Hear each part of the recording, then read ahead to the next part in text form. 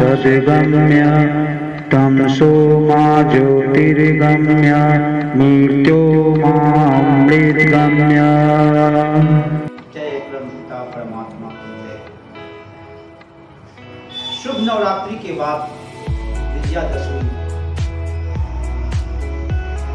और ठीक विजयादशमी के बाद शरद पूर्णिमा, ये आश्विन माह जीवन को सफलता बनाने की माह। शरद पूर्णिमा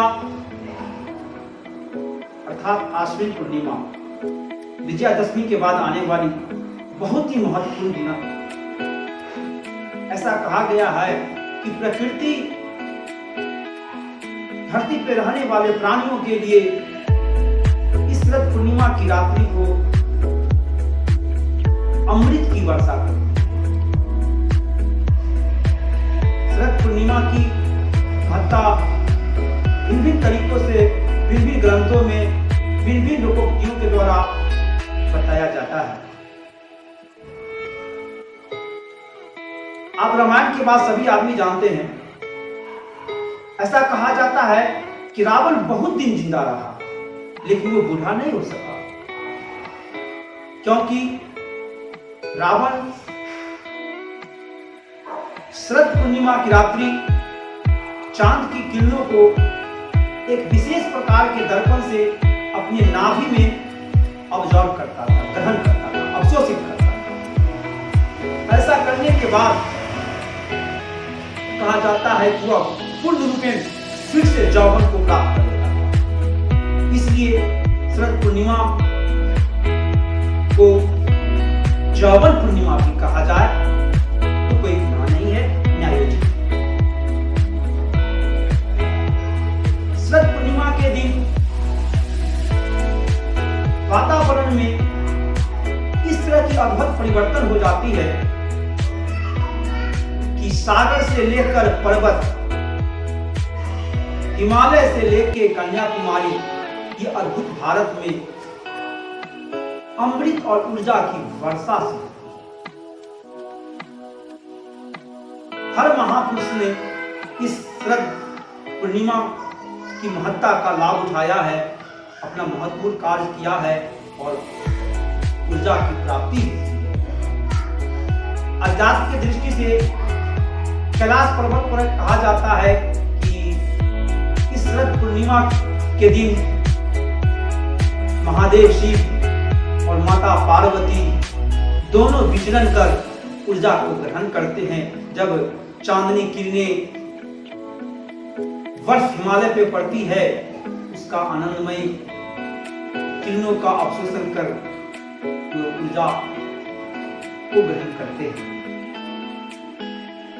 भगवान कृष्ण से भी शरद पूर्णिमा के दिन, शरद पूर्णिमा की रात्रि लीलाएं, रास लीलाएं करने की बात कही जाती है। आयुर्वेद में भी ऐसा कहा जाता है कि शरद पूर्णिमा की रात्रि, विज्ञान ने भी ऐसा माना है कि शरद पूर्णिमा की रात्रि खुली हवाओं में, खुली जगहों में, खुले आसमान में चांद की किरणों को सभी प्राणी को, मनुष्य को अपने शरीर में समाहित करना चाहिए, शरीर में लगाना चाहिए। इसलिए मेरा आप लोगों से कहना होगा कि शरद पूर्णिमा के दिन निश्चित पूर्वक निर्वस्त्र होकर के यथासंभव खुले शरीर को लेकर खुली हवाओं, खुली आसमान के नीचे जितना संभव हो सके रोशनी किरणों का ग्रहण करें, भ्रमण करें। ऐसा भी कहा जाता है कि बहुत सारे लोग जैसे दमा वगैरह वाले लोग हैं, अगर उस दिन भ्रमण करते हैं, चांद की रोशनी को ग्रहण करते हैं, चांद की किरणों को अवशोषित करते हैं, तो उनका दम्मा में निजात मिलता है।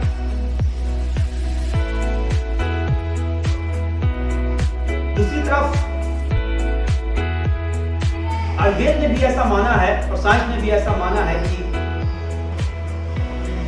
शरद पूर्णिमा की रात्रि खुली वातावरण में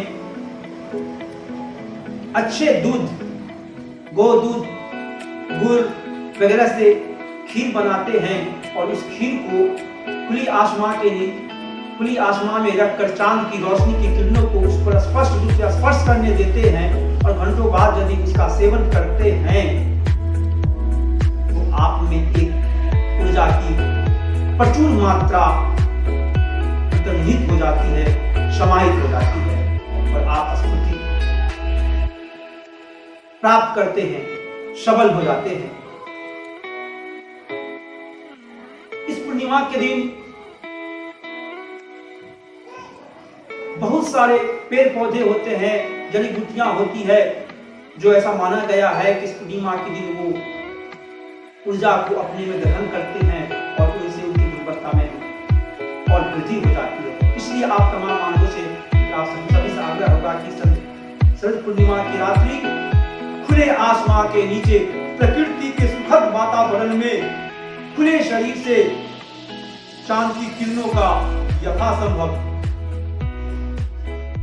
प्राप्त करें, ग्रहण करें और अपने को सबल करें, यौवन प्राप्त करें, फिर ऊर्जावान बन करके अध्यात्म भारत